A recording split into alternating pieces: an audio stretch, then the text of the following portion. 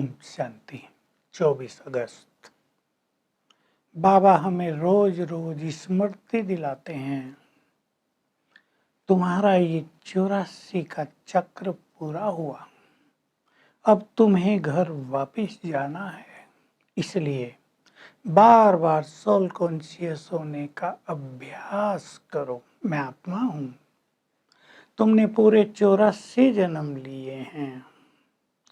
मैं इस ब्रह्मा के तन में आकर तुम्हें ज्ञान दे रहा हूँ। इसने भी 84 जन्म लिए हैं, 84 लाख जन्म नहीं। मैं तुम्हें सृष्टि के आदि मध्य अंत का ज्ञान सुना रहा हूँ। तुम्हारा मुख्य सब्जेक्ट है ही याद की यात्रा, योग अभ्यास। कई बच्चों से ये योग अभ्यास ही होता नहीं, ज्ञान सुनना पसंद करते हैं बस। बाबा कह रहे हैं स्वदर्शन चक्रधारी भी बनो। मैंने तुम्हें आदि मध्य अंत का ज्ञान दे दिया है। तुम सूर्यवंशी थे, फिर चंद्रवंशी बने, वहां विक्रमाजीत संवत था, कोई विक्रम होता ही नहीं था। वहां सुख ही सुख थे, दुखों का नाम निशान नहीं था। तुम नीचे उतरते आए हो। स्वदर्शन चक्र तो विष्णु को दिखा दिया है, श्री कृष्ण को दिखाया है। दिखाते उन्होंने असुरों के गले काटे, ऐसा कुछ नहीं है। असुर भी उनको ही कहा जाता है जिनके आसुरी स्वभाव हैं, जो विकारों में हैं। आज बाबा दूसरी बहुत अच्छी बात कह रहे हैं, तुम विश्व कल्याण करने वाले हो, तुम्हें नशा रहना चाहिए। हम विश्व का कल्याण करने वाले हैं, ये ईश्वरीय नशा तुम्हें रहना चाहिए। तुम गुप्त वॉरियर्स हो, इसलिए तुम्हें कोई जानता नहीं है, पर तुम ही सारे जग का कल्याण कर रहे हो। इसलिए सेवा करो खूब बाबा की। कई बच्चे कहते हैं बाबा सेवा नहीं है, बहुत सेवा है। एकांत में बैठो, लिखो गीता के भगवान को कैसे सिद्ध करें। कुंभ के मेले लग रहे हैं, वहां जाकर हम सबको समझाएं। लोग स्नान करने जाते हैं, उनसे पूछो तुम स्नान करने क्यों आए हो? पावन बनने के लिए, लेकिन इससे पावन नहीं बनोगे। पावन बनने के लिए तो एक पतित पावन से बुद्धि योग लगाना पड़ेगा।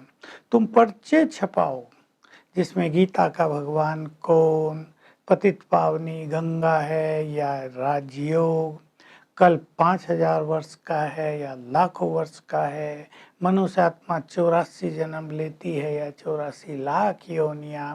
पर्चे बांटो, एरोप्लेन से भी पर्चे गिराओ, तो जो समझदार मनुष्य हैं वो तुम्हारे पास आएंगे। जो देवकुल की आत्माएं हैं वो तुम्हारे पास आएंगी। तुम सन्यासियों की भी सेवा कर सकते हो। उन्हें भी संसार में दुख देखकर, यहाँ दुख बहुत है, दुख देखकर वैराग आ जाता है। उनका हद का वैराग है, वो जंगल में चले जाते हैं। तुम्हारा बेहद का वैराग है, तुम इस सारे संसार को छोड़कर ही जाने वाले हो। सारे संसार से वैराग, मनोविकारों से वैराग, इसके वैभवों से वैराग्य। तुम ब्राह्मणों की भी सेवा कर सकते हो। भादों का मास चल रहा है, श्राद्ध खिलाए जाते हैं। तुम ऐसा नहीं कि उसमें हिस्सा ही न लो। लोग कहें ब्रह्मा कुमारियों के पास जाकर इन्होंने सब कुछ छोड़ दिया, हिस्सा लो, ब्राह्मणों की सेवा करो।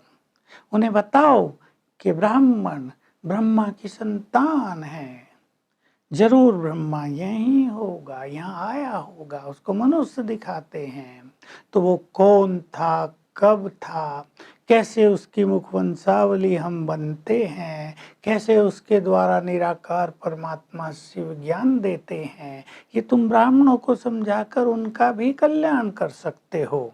तीसरी बात बहुत सुंदर है मुरली में, बाप तुम्हें कर्म, अकर्म और विकर्म की गति समझाते हैं। सतयुग में कर्म अकर्म हो जाते हैं। अकर्म का अर्थ है कि हमें वहां ऐसे कर्म नहीं करने पड़ते जिसका फल हमें चाहिए कुछ। फल के बिना कर्म साधारण कर्म, क्योंकि वह अथाह धन संपदा है, हम प्रारब्ध भोग रहे हैं, तो फिर हमें कुछ कमाने के लिए कर्म नहीं करने पड़ते। आजकल सबके कर्म विकर्म हो रहे हैं। आज गुह्य रहस्य बाबा बता रहे हैं कि अंत जब हर व्यक्ति का आता है तो उसे अपने सारे कर्म याद आते हैं। जो उसने पाप किए वो याद आ जाते हैं। उसके अनुसार ही उसका अगला जन्म होता है। तब मनुष्य बहुत पश्चाताप करता है कि हमने ये पाप कर्म किए। इसलिए बाबा तुम्हें कहते हैं इस जन्म में जो पाप किए हों वो बाबा को सुनाकर हल्के हो जाओ और अब कोई पाप नहीं करना है। पाप कराता है देह अभिमान, सबसे बड़ा पाप कराता है काम महाशत्रु। ये बहुत सुंदर बाबा की बात है। काम महाशत्रु से ही आदि मध्य अंत दुख मिलता है। इसलिए इसको छोड़कर लोग सन्यासी जंगल में जाते हैं। तुम भी इसे छोड़कर पवित्र बनते हो। ये देहभान से पैदा होता है। इसलिए बाबा बार बार कहते हैं बच्चे तुम आत्मा हो, आत्माभिमानी हो जाओ, इस देह के भान को छोड़ो। तुम इस काम महाशत्रु पर भी विजय प्राप्त कर सकोगे। तो बहुत अच्छी शिक्षाएं आज बाबा सेवा वृद्धि की भी दे रहे हैं। तुम्हें बहुत उमंग होना चाहिए कि हम बाबा की ज़्यादा से ज़्यादा सेवा करें। तुम्हें सुदर्शन चक्रधारी बनना है। देखो अगर ये 84 लाख जन्म होते तो तुम थोड़े समय में सारा ज्ञान थोड़ा ही जान सकते थे। बाबा तो तुम्हें सेकंडों में 84 जन्मों की सारी कहानी सुना देता है। अमरनाथ पर भी लोग जाते हैं, बड़े बड़े लोग जाते हैं, उनको भी तुम्हें ज्ञान देना है। तो आज बाबा सेवा का भी खूब उमंग भर रहे हैं, हमारे अंदर विश्व कल्याण की भावना जगा रहे हैं और बार बार कह रहे हैं योग तुम्हारा मुख्य सब्जेक्ट है, उस पर भी तुम्हें बहुत ध्यान देना है।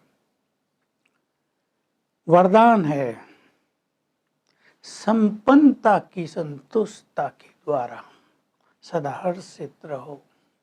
देखिए जब कोई आत्मा संपन्न हो जाती है यानी फुल, सर्व खजानों में फुल, तो संतुष्ट हो जाते हैं, हर्षित रहने लगते हैं।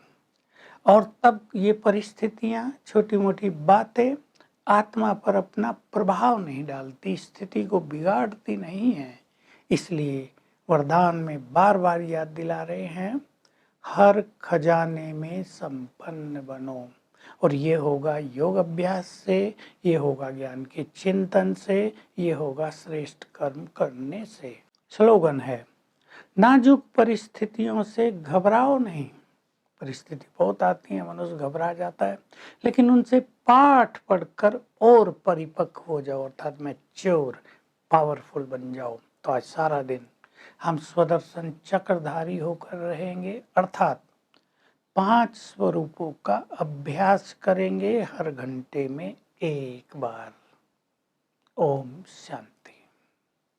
To watch Peace of Mind channel videos on YouTube, subscribe us on youtube.com/tvpeaceofmind. Just a click for a peaceful life.